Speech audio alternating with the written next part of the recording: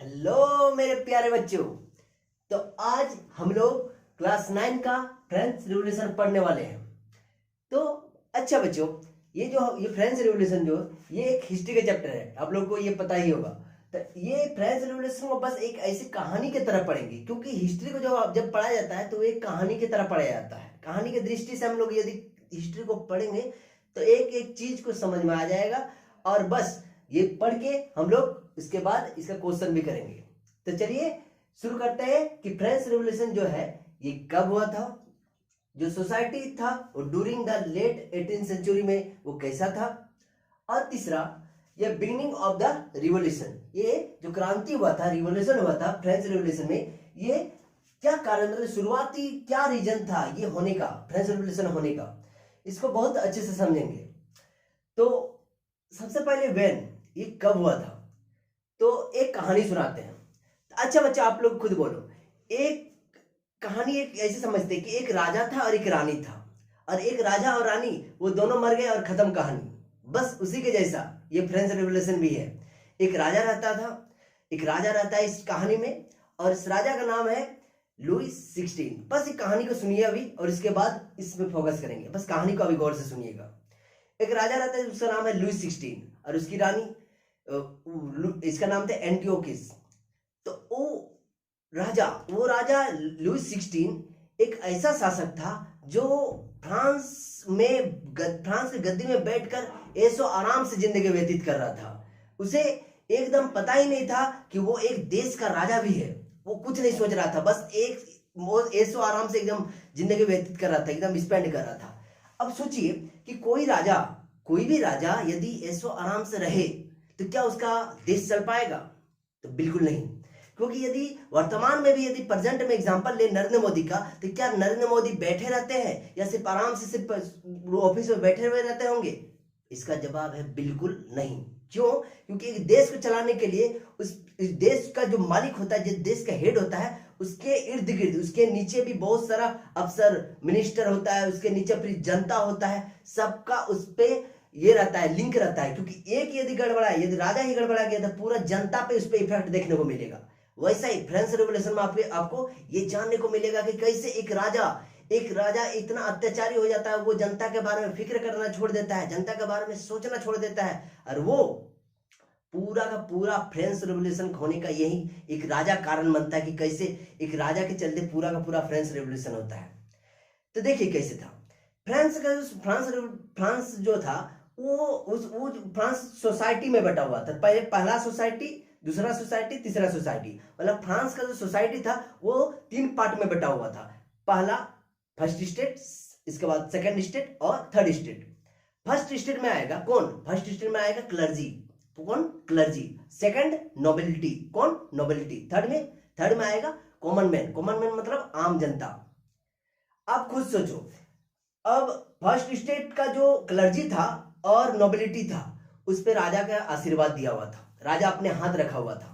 मतलब कि वहां का जो किंग था, वहां का जो फ्रांस का जो किंग था, वो क्या नाम था किंग का?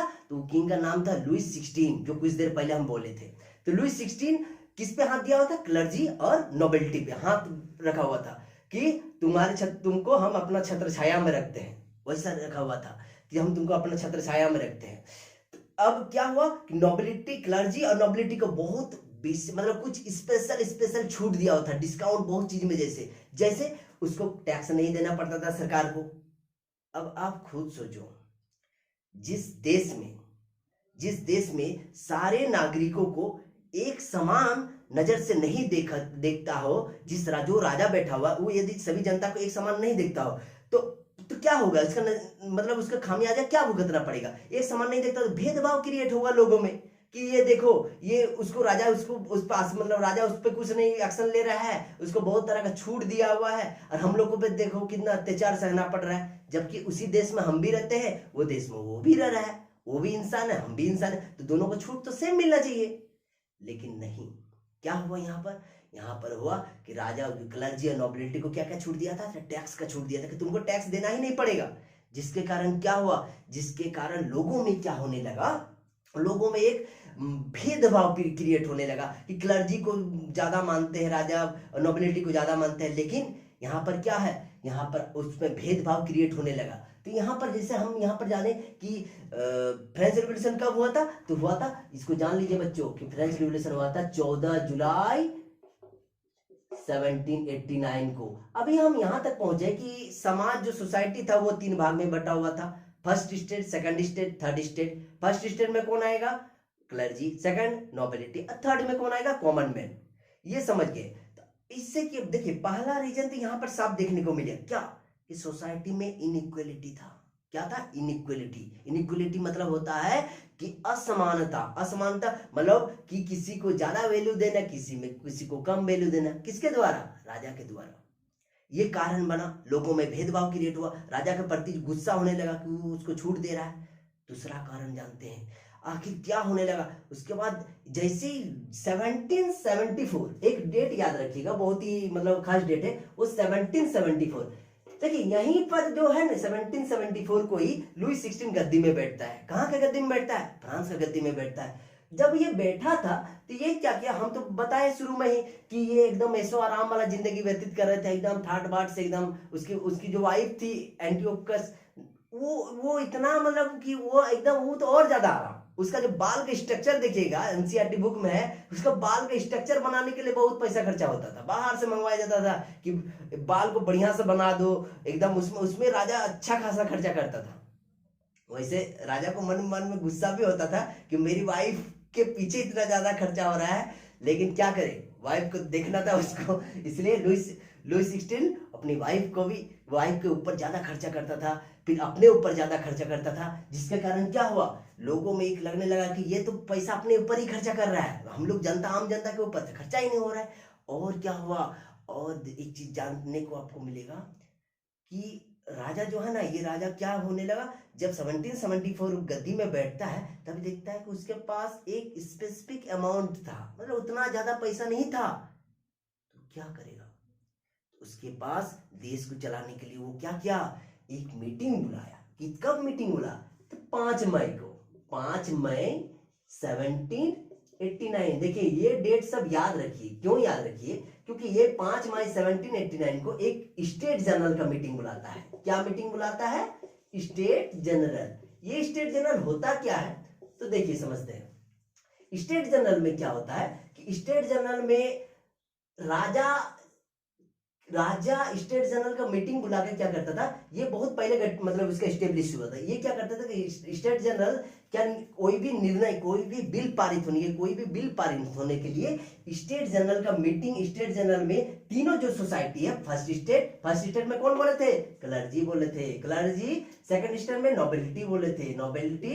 और थर्ड में क्या बोले थे, थर्ड स्टेट में कॉमन मैन। कौन, कॉमन मैन। कॉमन मैन में कौन आ जाएगा, तो कॉमन मैन में आ जाएगा कि सभी लोग, जैसे व्यापारी, मर्चेंट हो गया, जैसे उसके बाद बिजनेसमैन हो गया, ये सारे और बाकी जितने भी कॉमन मैन आप सोच सकते हैं, बाकी सब इन दोनों को छोड़ के बाकी जितने हैं सारे कॉमन मैन में आ जाएंगे। ठीक, अब ये तीनों फर्स्ट स्टेट, सेकंड स्टेट और थर्ड स्टेट, ये तीनों को बुलाया गया किस में, स्टेट जनरल में। क्यों, क्योंकि स्टेट जनरल में कोई भी बिल पारित होने के लिए इन तीनों का सहमति अति आवश्यक है, जिसको बोलते हैं नेसेसरी।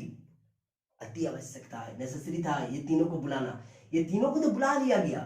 अब क्या होता है कि क्यों ये स्टेट जनरल का मीटिंग बुलाया राजा, अचानक क्यों बुलाता है, आराम से देशों आराम वाला जिंदगी व्यतीत कर रहा था, क्यों बुलाया, कारण ये था क्योंकि राजा के पास अब पैसा खत्म होने लगा था। अब क्या दिमाग लगाएगा राजा कि क्यों ना, पैसा तो खत्म हो रहा है, क्यों ना एक मीटिंग बुलाया जाए। उस मीटिंग में कितना, कब मीटिंग बुलाया, 5 मई को एक मीटिंग बुलाएंगे और उस मीटिंग में ये निर्णय लेंगे, ये डिसीजन लेंगे कि जो देश को चलाने के लिए टैक्स, क्या टैक्स, वर्तमान में भी यदि देखेंगे तो सरकार हम लोग से पूरा डे में यदि देखिएगा, पूरा दिन में हम लोग बहुत सारा चीजों में टैक्स पे करते हैं इनडायरेक्ट रूप से। आपको पता नहीं चल पा रहा होगा बच्चों, लेकिन आप जो सामग्री खरीदते हैं, आप जो तेल खरीदते हैं, आप जो खाना पीना का जो सामान खरीदते हैं बाजार से, उसमें भी आपको टैक्स देना पड़ता है। किसको, गवर्नमेंट को। क्यों, गवर्नमेंट को रन करने के लिए, गवर्नमेंट को चलाने के लिए क्या चाहिए, टैक्स चाहिए गवर्नमेंट को। इसलिए आप रोड में चलते हैं तो क्या लगता है, रोड में आप टैक्स नहीं देते हैं, उसमें भी बच्चों टैक्स देना पड़ता है। रोड में जिसको बोला जाता है टोल टैक्स, उसमें भी आपको टैक्स देना पड़ेगा। तो वैसे ही सरकार को चलाने के लिए टैक्स चाहिए, तो टैक्स के लिए क्या करेंगे, स्टेट के जनरल का मीटिंग बुलाया और मीटिंग में क्या डिसीजन लिया गया, राजा के द्वारा कौन राजा था, लुई 16। ये मीटिंग में क्या निर्णय लिया गया कि फर्स्ट स्टेट, सेकंड स्टेट और थर्ड स्टेट को ये बोला गया कि देखो अब हम लोग, लुई 16 कह रहा है कि हम टैक्स को बढ़ाएंगे, तुम लोग का जितना टैक्स उससे हम बढ़ोतरी करेंगे टैक्स में। तभी आ गया किसको, गुस्सा आ गया। क्यों? क्योंकि आप खुद जानते हो कि टैक्स किसके ऊपर भारी पड़ रहा है, किस पे ऊपर प्रेशर बना रहा है, तो प्रेशर बना रहा था थर्ड स्टेट पे। तो बोलेंगे क्यों? क्योंकि हम जब स्टार्टिंग किए थे तभी बोले थे, लिंक करने का कोशिश कीजिए, लिंक करने का, क्योंकि हम थर्ड स्टेट में बोले थे कि थर्ड स्टेट वालों पे ही प्रेशर ज्यादा बना रहा है राजा, थर्ड स्टेट के लोगों पे टैक्स का बोझ बढ़ा रहा है। क्योंकि आपको पता होगा कि फर्स्ट और सेकंड वाला पे टैक्स पे नहीं करना पड़ रहा है राजा को, ठीक। अब थर्ड स्टेट पर बोझ बढ़ने वाला है और राजा मीटिंग बुलाया है कब, 5 मई 1789 को मीटिंग बुला लिया है, ठीक। अब क्या होगा, अब जब ये तीनों यहाँ पर अटेंड हुए नेशनल स्टेट जनरल का मीटिंग में, जब तीनों आए तब तीनों आके जब देखते हैं कि राजा जब मीटिंग बुलाया तो इसका देखिए मीटिंग में क्या हुआ था, मीटिंग में फर्स्ट स्टेट और सेकंड स्टेट, इसमें से बोला गया एक गो मेंबर, इसमें से सेकंड स्टेट में एक गो मेंबर और थर्ड स्टेट से एक गो मेंबर का मत चाहिए, मत मतलब वोट चाहिए। फर्स्ट स्टेट से एक गो वोट चाहिए, थर्ड स्टेट से, सेकंड स्टेट से एक गो वोट चाहिए और थर्ड स्टेट से एक गो वोट चाहिए। एक गो वोट मतलब एक आदमी का, मतलब वैसे तो देखिए जितना भी आदमी है सबको मिला के एक गो वोट, सेकंड स्टेट के जितना भी आदमी से सबको मिला के एक गो वोट, थर्ड स्टेट के जितना आदमी है सबको मिला के एक गो वोट।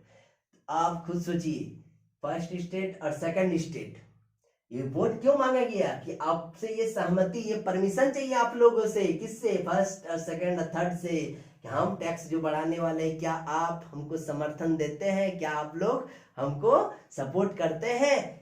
अब आप खुद सोचो, तो फर्स्ट स्टेट और सेकंड स्टेट राजा के पक्ष में जाएगा कि नहीं जाएगा, जाएगा। क्यों? फर्स्ट और सेकंड स्टेट को तो टैक्स देना ही नहीं था, देना भी था तो बहुत कम अमाउंट में, वो ना के बराबर, ना दो तो बढ़िया था, वैसा था। तो फर्स्ट और सेकंड स्टेट इन दोनों को टैक्स से कोई मतलब ही नहीं था। इन दोनों क्या किया, राजा के फेवर में वोट करेगा कि अनफेवर में, फेवर में। क्यों? क्योंकि राजा के फेवर में इसलिए वोट करेंगे क्योंकि ये दोनों से को तो कोई मतलब नहीं था। यहीं पर तो एक और एक दो वोट तो यहीं तो राजा का सपोर्ट में मिल गया। इसका अब दो वोट यदि इन लोगों का मिल गया, 2 वोट, और इसका 1 वोट ना भी मिले, कोई राजा को फर्क पड़ता है? नहीं पड़ता है। क्यों? ये 2 वोट से तो राजा जीत जाएंगे, राजा को लगने लगे 2 वोट तो मिल गया, अब 1 वोट ना भी मिले तो कोई बात नहीं। ऐसा ही हुआ कि 2 वोट से ये दोनों फर्स्ट और सेकंड वाला वोट कर दिया। अब राजा तो एकदम ये हो गया कि हाँ अब टैक्स बढ़ोतरी हो जाएगा। लेकिन यहाँ पर कौन, थर्ड स्टेट वाला क्या उसका सपोर्ट करेगा? बिल्कुल नहीं। थर्ड स्टेट वाला क्या किया, एकदम राजा का फुल विरोध कि नहीं होने देंगे टैक्स बढ़ोतरी। क्या किया, नेशनल यहाँ पर सॉरी स्टेट में स्टेट जनरल का जो मीटिंग था, वहां से स्टेट जनरल का जो मीटिंग था ना, यहाँ से उठ के भाग गया थर्ड स्टेट। और भाग गया कहाँ, जान के बहुत हैरान हो, यहाँ से उठा बोला जाओ, कोई हम लोग को कोई मतलब नहीं है तुम टैक्स बढ़ाओ या नहीं बढ़ाओ, हम लोग क्योंकि तुम ऑलरेडी हम लोग को ऊपर शोषण कर रहा है, हम लोग को ऊपर प्रेशर डाल रहा है तुम हर चीज में, तो हम लोग इसमें कोई सपोर्ट नहीं करेंगे। उठा क्योंकि लोग थर्ड स्टेट वाला को लगने लगा था कि अब राजा हम लोग पे टॉर्चर करते जा रहा है। उठा और उठ के कहा चला गया रोड सब में विरोध, भयंकर रूप से विरोध करने लगा। किसका? राजा का। हर जगह विरोध। तो वहां पर जैसे विरोध हो रहा था, थर्ड स्टेट वाला कौन थर्ड स्टेट में कौन आता है, बेसिकली कॉमन मैन मतलब मर्चेंट, बिजनेसमैन और बाकी सब, वो सब विरोध करने लगा। लास्ट में क्या होने लगा, सब कोई सड़क में, जितना भी गवर्नमेंट प्रॉपर्टी है, गवर्नमेंट प्रॉपर्टी में कौन सा आ जाएगा, गवर्नमेंट बस और हर चीज, हॉस्पिटल, हर जगह में तोड़फोड़ होने लगा। वर्तमान में भी बच्चों एग्जाम्पल ले तो देखिएगा, कोई भी सरकार का कोई भी पॉलिसी का हम लोग विरोध किस तरह से करते हैं, एक शांति और एक अशांति रूप में करते हैं। शांति मतलब बैठ के कि हमको नहीं, ये चीज बढ़ोतरी मत कीजिए, ये चीज बढ़ोतरी मत कीजिए। और जैसे पेट्रोल का दाम बढ़ता है तो हम लोग विरोध करते हैं, नहीं बढ़ना चाहिए, सरकार का विरोध करते हैं। वैसे ही हम लोग देखिए अशांति शांति से भी करते हैं, कभी कभार अशांति हो जाता है कभी कभार। लेकिन वैसे ही स्टेट जनरल में जब ये डिसीजन लिया गया कि टैक्स में बढ़ोतरी होगा, थर्ड स्टेट वाला क्या करने लगा, हर जगह विरोध करने लगा सरकार का। किसका? कौन सा सरकार में कौन था बैठा हुआ, लुई 16, उसका विरोध होने लगा और थर्ड स्टेट वाला कहाँ चला गया? जब थर्ड स्टेट वाला को लगने लगा कि क्या लगने लगा कि सरकार मेरे ऊपर क्या बना रहा है, प्रेशर बनाने, जब उन लोग को लगने लगा कि सरकार कुछ बड़ा एक्शन लेने वाला है, कुछ बड़ा एक्शन लेने वाला है। किस तरह का बड़ा एक्शन? कि हम लोग के ऊपर सेना का फायरिंग, सेनाओं द्वारा हम लोग को फायरिंग करवाया जाएगा, सेना फायरिंग करेगी थर्ड स्टेट वालों पे। जब ये लगने लगा तो उन लोग क्या करने लगा, थर्ड स्टेट वाला चला गया कहाँ पर? थर्ड स्टेट चला गया बेस्टाइल में। कहाँ पर चला गया बाबू? बेस्टाइल में, बेस्टाइल फोर्ट में। बेस्टाइल फोर्ट, बेस्टाइल फोर्ट क्या है? बेस्टाइल फोर्ट मतलब एक ऐसा जगह जहां पर बहुत सारे, बेस्टाइल फोर्ट के अंदर में एक जेल था, ठीक है, उस जेल में बहुत सारा कैदी था और कैदी था वहां पर। तो देखिए बेस्टाइल फोर्ट में एक आक्रमण क्यों किया, यहाँ पर जाके क्या किया वो थर्ड स्टेट वाला, यहाँ पर बेस्टाइल फोर्ट में घुसा और जितना भी कैदी था सबको आजाद कर दिया और जितना भी गोला बारूद था सबको ले लिया। क्यों? क्योंकि अब लड़ना किससे है? सेना से। तो कि सेना से लड़ने के लिए क्या चाहिए? हाथ से लड़ेगा सेना से। अरे यदि हाथ से लड़ाएगा तो सेना से उठा के कहाँ फेंक देगा पता नहीं चलेगा। तो क्या चाहिए? तो लोग के लिए गोला बारूद चाहिए। तो गोला बारूद कहाँ से मिलेगा? बेस्टाइल फोर्ट से मिलेगा। और बेस्टाइल फोर्ट में वहां पर अटैक किया और वहां से गोला बारूद लिया और उसको बेस्टाइल फोर्ट को एकदम बम से उड़ा दिया, एकदम पूरा ब्लास्ट कर दिया बेस्टाइल फोर्ट को और सब कोई वहां से भाग गए। अब क्या होता है, जब राजा को ये मालूम चलता है कि बेस्टाइल फोर्ट एकदम ये तबाह हो गया तो राजा को कुछ सूझता नहीं है। लास्ट में राजा क्या बोलता है कि आ जाओ स्टेट जनरल का फिर से मीटिंग बुलाते हैं। अब क्या होगा? अब स्टेट जनरल का फिर से मीटिंग होता है और बाद में क्या होता है उसका हम लोग बाद में नेक्स्ट क्लास में डिस्कस करेंगे। तो देखिए हम लोग क्या पढ़े, इनइक्वालिटी सोसाइटी में। हम लोग फिर से थोड़ा रिवीजन कर लेते हैं। इनइक्वालिटी इन सोसाइटी में इनइक्वालिटी था। फर्स्ट स्टेट और सेकंड स्टेट को ज्यादा प्रायोरिटी मिल रहा था compare to third state. Economic situation में क्या देखिए कि देखिए खाने, लोगों एक चीज और पॉइंट ऐड कर देते हैं इसमें कि लोगों को खाने तक का दिक्कत था, इसलिए लोगों ने इतना ज्यादा राजा के विरुद्ध, मतलब राजा पे इतना गुस्सा हो गया था क्योंकि लोगों को खाने तक का दिक्कत था। पाव रोटी का कीमत तक बढ़ गया जो हम लोग खाते हैं। मान लेते हैं यहाँ पर मोदी गवर्नमेंट है, ठीक है, और मोदी गवर्नमेंट ने हर चीज को महंगाई कर दी, खाने पीने तक का महंगाई कर देगा। तो हम लोग क्या करेंगे? हम लोग तो विरोध करेंगे ना, कोई भी चाहे शांतिपूर्वक करे या अशांतिपूर्वक, लेकिन करेंगे। तो वैसे ही यहाँ पर इकोनॉमिक सिचुएशन में देखेंगे कि यहाँ पर जाने की इकोनॉमिक सिचुएशन में कि हम लोग को, मतलब इकोनॉमिक सिचुएशन में देखेंगे जाने की फ्रांस में क्या था, पैसा खत्म हो चुका था और बहुत सारा पैसा खत्म हो चुका था। तो लास्ट में ये क्या बुलाया, एक स्टेट जनरल का मीटिंग बुलाया जिसमें फर्स्ट और सेकंड स्टेट वाला वोट किया, लेकिन थर्ड स्टेट इसका पूर्ण विरोध किया। यहीं तक क्लास रखते हैं लास्ट में, और दूसरा क्लास पॉलिटिकल ये वाला रीजन और contribution of philosopher next class में जानते हैं। Thank you.